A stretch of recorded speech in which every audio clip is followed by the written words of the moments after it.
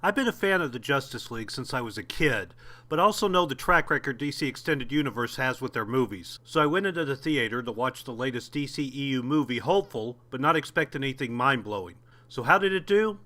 Well, it's safe to say my mind was sufficiently not blown. Justice League features all the current DC Extended Universe heroes we've seen so far: Batman, Superman, Wonder Woman, The Flash, Aquaman, and Cyborg, teaming up in this movie directed by Zack Snyder. This movie wasn't a bad film, but I would tend to call it a mediocre film, and it'll likely make people question if Wonder Woman was more of a fluke than a turnaround in quality for the DCEU as a whole. The performances by all the actors were solid, and while it was still dark, as DC movies now have a reputation for, there was some levity thrown in, likely due to the heavy reshooting, reportedly in large part to not make the movies feel so bleak and dismal. The movie tells the story of Steppenwolf and his army of parademons coming to Earth to retrieve 3 mother boxes that, when combined, will bring about the end of the world.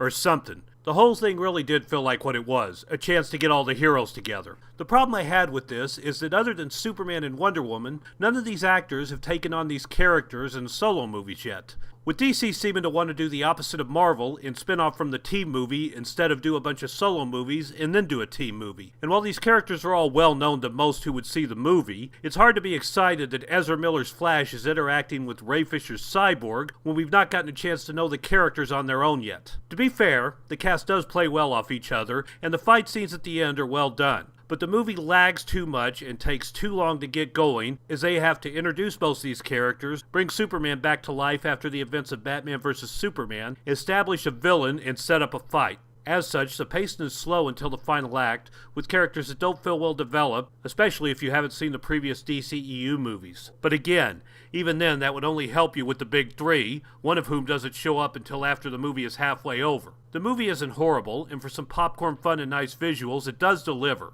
But for the most part, if you like the previous DC Expanded Universe movies, this one shouldn't disappoint. But if you've not been happy with what DC has done to their shared universe so far, this movie will not be the one to change your mind.